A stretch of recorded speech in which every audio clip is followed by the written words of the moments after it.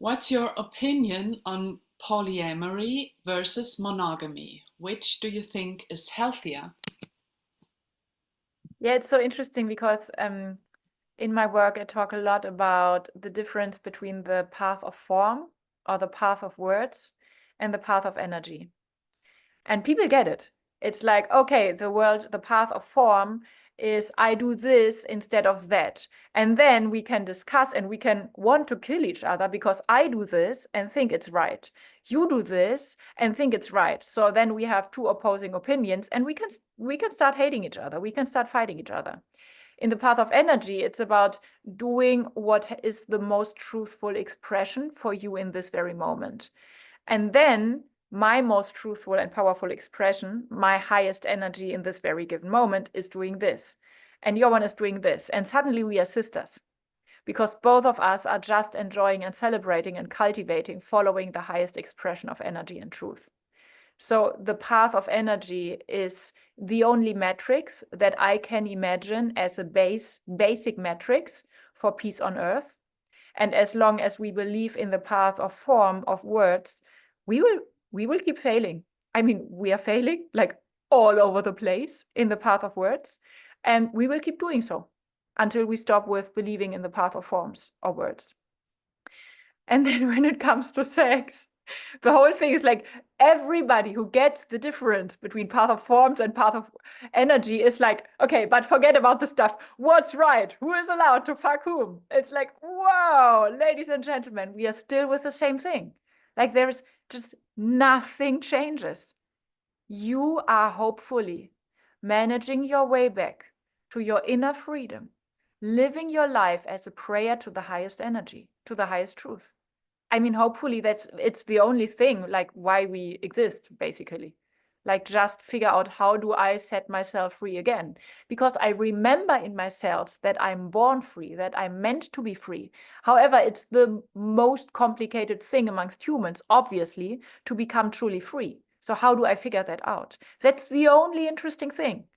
And then it's like I eat potatoes, I drink orange juice, I have 3 lovers at a time, I'm monogamous with my husband and super happy. It's like that's it. Boom. There is no difference.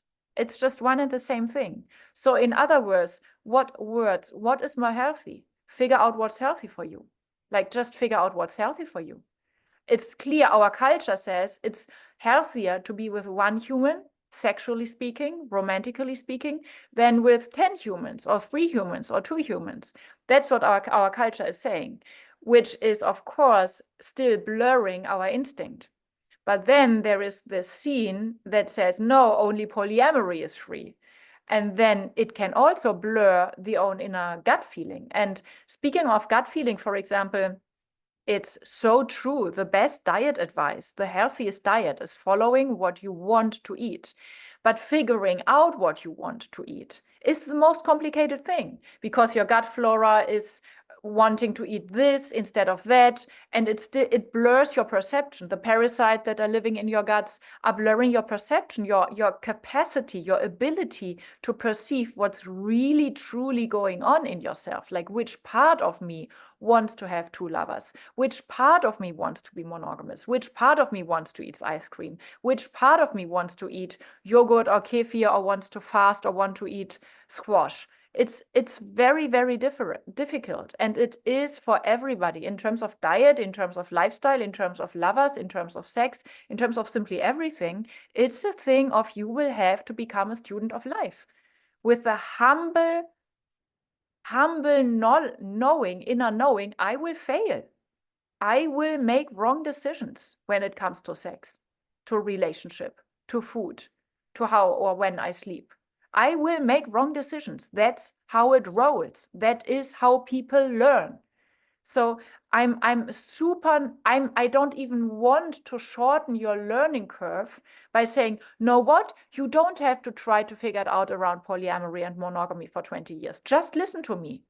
Do I want to steal 20 years of studying from life personally from you? Do I want to steal that? Am I even allowed to steal that? I'm the biggest thief on earth if I manage to steal you 20 years of rich learning. Fail, baby. Dare to fail. Jump and fail. Be monogamous and figure out that it was just a lie. Others are living polyamorously and figure out that it's just a lie. Every human being on the path back to freedom will fail, period. Nobody wants to have an extra unnecessary round before enlightenment. And everybody has. Simply everybody has. That's the story of mankind. It's like, get over it. If I wouldn't know the one answer, I would keep it for myself and run. Not because, oh, I'm better off with the answer. No, because I'm miserable because of the answer. Like, run from truth in order to preserve the richness of learning, the richness of the inner intimacy with you dancing with creation, you being taught by creation. And if it is, again, if it's about genitals or potatoes or like in which country I live or which profession or which when during the day I sleep or whatever, it's just everything the same. There is no difference.